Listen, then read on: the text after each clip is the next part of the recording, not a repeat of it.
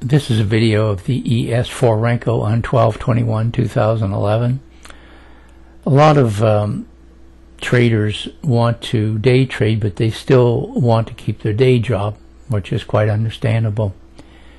If you live back east, I think it's a little bit easier than living out west, although market opens at 6:30 West Coast time, and you could, if you didn't have to be at work till 9, you could still trade for hour and a half or so.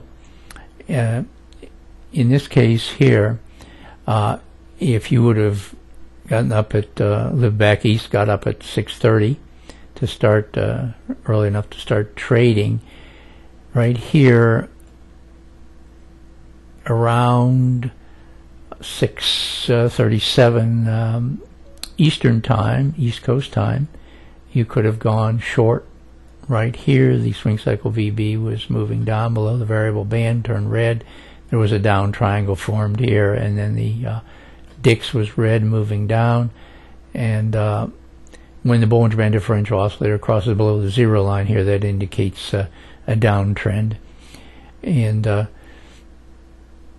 now over here, you could have gone to about 8:45, gotten out of the trade for about 9-point profit, or if you wanted to get out of the trade around 8 o'clock, you would have had a 7-point profit in here. So remember, the ES trades 23 hours a day, so you don't need to switch to any other equity if you want to start trading early in the day, and you can stick with the ES. Now the ES is kind of slow in here before the US market opens.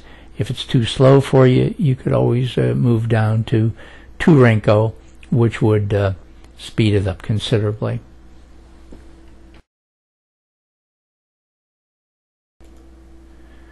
Now this is a continuation of the previous chart. The previous chart ended right here, which was before the market opened in the US. Market opened right around here, and I took this short trade on this bar here.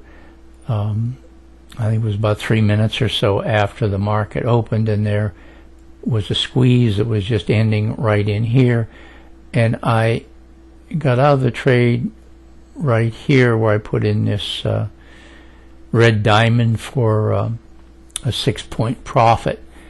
Now I want to show you about the Fibonacci retracement that I drew in here. Now there's a nice macro F8 that you can use to draw Fibonacci retracements on NinjaTrader, and what I do is I draw it from the base of the triangle here down to the lowest point that the equity reached, which was right here. And I put this in here when right around in here when the equity started moving up. The equity moved back up to what's been called the ambush zone, which is between 50 and 61.8. It petered out right here, went down 1 bar, came back up to this same level here, and then started back down.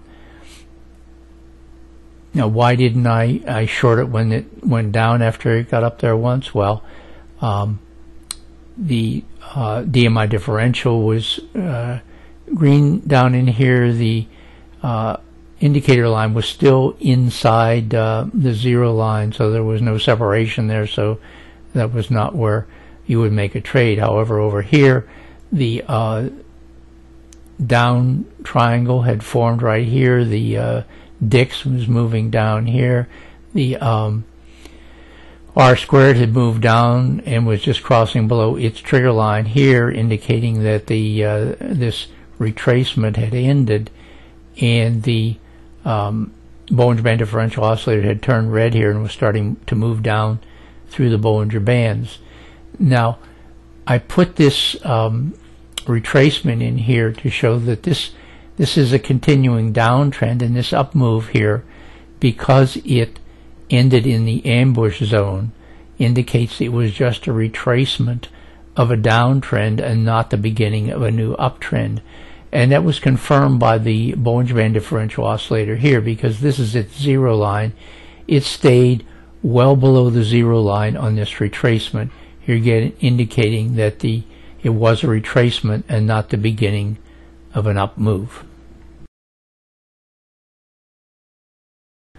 Now this is a continuation of the chart. This is where I got out of the previous trade intra-bar here, and you can see it was a good point to get out because the equity started moving up here.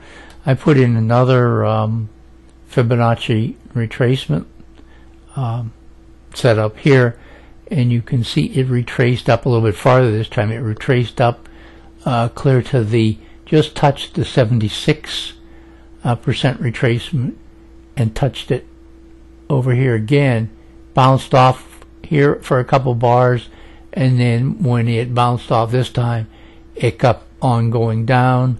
I shorted it right here on this bar because the swing cycle was moving down, was just about to cross below the variable band. The DMI differential had turned red and was well below its zero line here, even though the dots had not yet turned red. But the down triangle had formed here, and the DIX was red moving down here, and the R squared had already moved below its trigger line right here, which indicated this up move had come to an end, and the Bollinger Band differential oscillator once again stayed below its zero line, indicating that this was not the beginning of an uptrend, but simply the retracement of a continuing downtrend. It got up just about to the zero line, then started down here, crossing through the Bollinger Bands right here.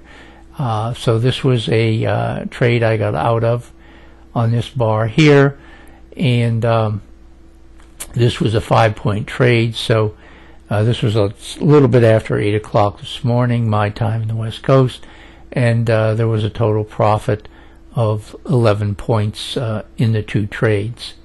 If you'd like to learn more about these indicators, please visit my website at ninjaindicatorsforyou.com.